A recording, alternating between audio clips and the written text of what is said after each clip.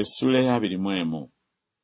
Ekigambo ekyajja eri Yeremiya okuva eri Mukama kabaka Zeddekiya bwe yamutumira Pasukuli mutabani wa Malukiya ne Zefaniya mutabani wa Maaseya kabona ng'ayogera nti, nkwegayiridde tubuulize eri Mukama, kubanga Nebukadduleeza kabaka w'e Babulooni atutabaala.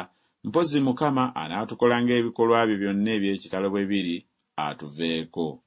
Awo Yeremiya n'abagamba nti, bwe muti bwe muba mugamba Zeddekiya nti, bw'ati bw'ayogera Mukama Katonda wa Isirayiri nti, laba, ndizza ennyuma ebyokulwanyisa ebiri mu mikono gyammwe bye mulwanyisa ne kabaka w'e Babulooni n'Abakaludaaya ababazingiza abali ebweru wa bbugwe, era ndibakuŋŋaanyiza wakati mu kibuga kino. Nange mwene ndirwana nammwe n'engalo ezigoloddwa n'omukono ogw'amaanyi, nga ndiko obusungu n'ekiruyi n'obukambwe obungi. Era nditta abali mu kibuga kino, abantu era n'ensolo, balifa kawumpuli mungi. Awo oluvannyuma, bw'ayogera Mukama, ndigabula Zeddekiya kabaka wa Yuda n'abaddu be n'abantu, abo kawumpuli n'ekitala n'enjala bye byafissaawo mu kibuga muno, mu mukono gwa Nebukadduleeza kabaka w'e Babulooni, ne mu mukono gw'abalabe baabwe, ne mu mukono gw'abo abanoonya obulamu bwabwe. Era alibatta n'obwogi obw'ekitala, talibasonyiwa, so talibakwatirwa kisa, so talisaasira.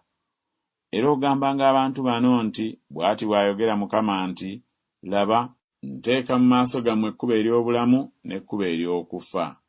Abeera mu kibuga muno alifa n'ekitala n'enjala ne kawumpuli, naye oyo avaamu n'asenga Abakaludaaya abaabazingiza y'aliba omulamu, n'obulamu bwe buliba munyago gy'ali.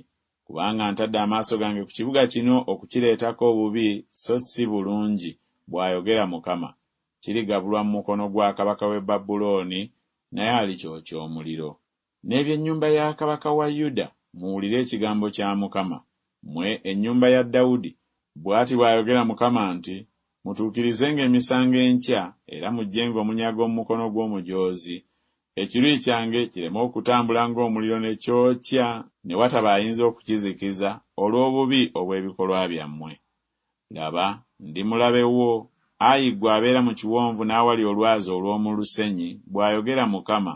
Mwaboogera nti, ani aliserengeta okututabaala, oba ani aliyingira mu nnyumba zaffe?